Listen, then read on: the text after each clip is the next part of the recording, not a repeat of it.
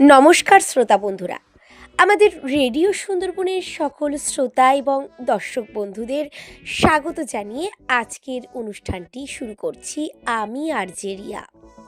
বন্ধুরা, আজকের ভিডিওটি সম্পূর্ণ ভিন্ন স্বাদের এক জীবন সংগ্রামের লড়াইয়ের গল্প। টাকির এক যুবকের প্রতিনিয়ত জীবন সংগ্রামের গল্প। টাকির রাজবাড়ির ঘাট এবং টাকি কলেজ মোড়ের ঠিক মাঝে অবস্থিত বাপ্পা মণ্ডলের স্ট্রিট ফুডের দোকান, যেখানে বিভিন্ন মুখরোচক আহার প্রস্তুত করে থাকেন বাপ্পা মণ্ডল জিবি ফুডি নামে তার একটি ব্যক্তিগত সোশ্যাল মিডিয়া পেজে সেই সব স্বাদ পাহাড়ের পোস্ট আমরা কম বেশি সবাই দেখে থাকি। কিন্তু এই স্ট্রিট ফুডের বাপ্পা মণ্ডলের জীবন সংগ্রামের কাহিনী আমরা অনেকেই জানি না। আসুন আমরা সেই জীবন সংগ্রামের গল্প শুনে নিই ওনার থেকেই। বন্ধুরা, আপনারা শুনছেন 91.2 FM রেডিও সুন্দরবন, সাথে আমি আরজেরিয়া। আমরা বিভিন্ন সময় বিভিন্ন গুণী মানুষের সাক্ষাৎকার আপনাদের সামনে তুলে ধরি, কিন্তু আজকের এই অনুষ্ঠানটি সম্পূর্ণ অন্যরকম। বেকারত্ব, এই বেকারত্ব থেকে এখনকার সমাজে উঠে আসা এক যুবক, নিজেই স্বাবলম্বী হওয়া। আমরা হয়তো মানুষের সাকসেসটা দেখি, কিন্তু সাকসেসের পিছনের যে গল্প, সেটা আমরা হয়তো কেউ জানতেও চাই না, শুনতেও চাই না, শুধু মানুষের সাকসেসটা দেখি। আমার সাথে আজ আছে তেমনই একজন ভাই। ভাইয়ের কি ভাইয়ের পেশা কি, সে সব কিছু আমরা আজকে ভাইয়ের থেকেই জানবো। তো চলুন বন্ধুরা, আমরা মূল পর্বে আজকে ফিরে যাই। আচ্ছা, তোমার নাম? আমার নাম বাপ্পা মণ্ডল। বাপ্পা মণ্ডল আছে আমাদের সাথে। আচ্ছা, তোমার এটা কিশোর রেস্টুরেন্ট? রেস্টুরেন্ট বলতে এটা তো অ্যাকচুয়ালি রেস্টুরেন্ট হিসেবে ধরলে হয় না। এটা হচ্ছে আমার নর্মালি একটা ফাস্ট ফুডের দোকান, মানে স্ট্রিট ফুডের দোকান, যেটাকে ইংলিশ ভাষায় বলা হয় যতটা জানি আমি। তো এখানে সব রকম খাবার পাওয়া যায়, যেমন ফাস্ট ফুডের খাবার, তারপর বিরিয়ানি পাওয়া যায়, চাউমিন পাওয়া যায়। এবার এছাড়া অর্ডার অনুযায়ী আরও যাবতীয় খাবার পাওয়া যায়। আর বিয়েবাড়ি, অনুষ্ঠান বাড়ি, মূলত কেউ যদি স্টার্টার কোনো খাবারের অর্ডার দেয়, সেগুলো আমরা নিয়ে থাকি, বিয়েবাড়ি কাজ করি। এবং এই যে আমাদের শীতকাল মানে পিকনিকের সিজন, পিকনিক স্পটে আমরা ফুল কন্টাক্টে পিকনিকের কাজকর্ম নিয়েও থাকি।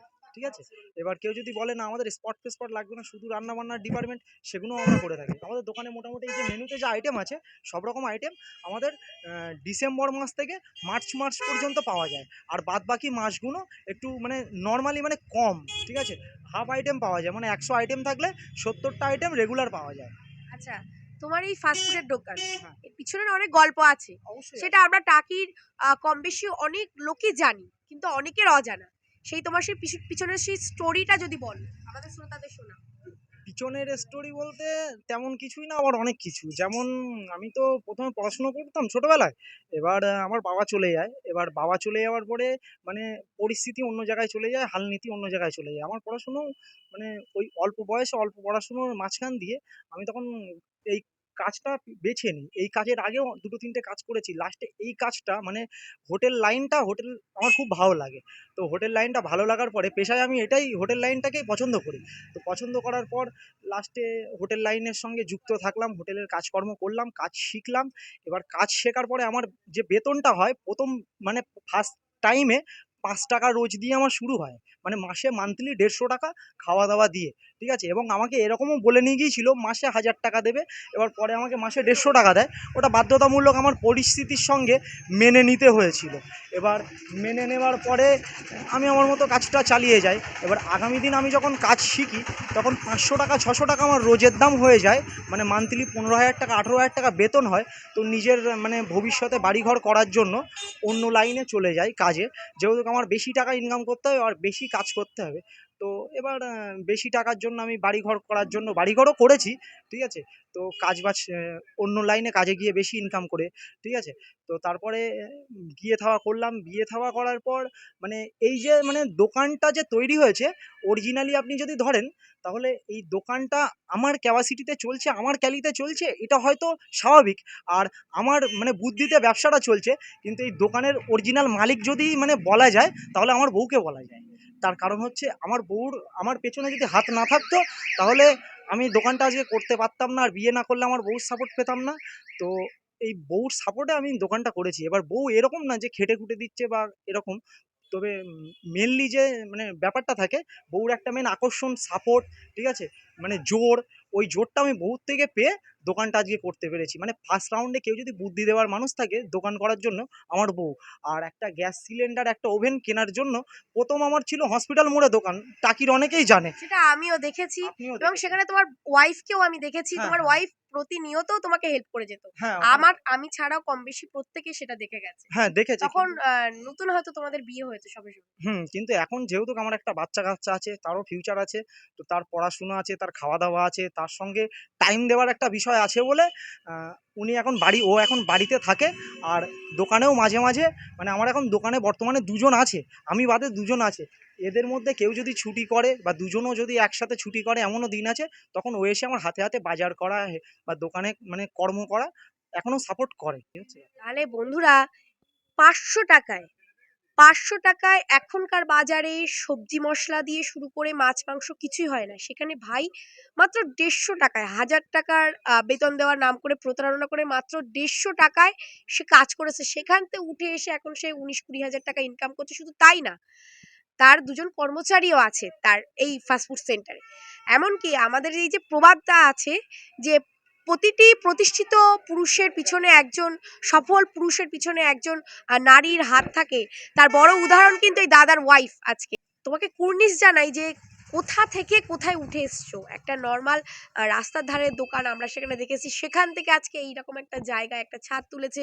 এখানে পিছনে দেখছেন যে খাবার জায়গাটাও পর্যন্ত করেছে, যারা আসবে তারা এখানে বসে যাতে খেতে পারে। আচ্ছা, আর একটা জিনিস যেটা দেখলাম যে রিয়েল আনলিমিটেড বিরিয়ানি, তোমার একটা পোস্টার আছে, 85 টাকা, অনলি 85 টাকা, 85।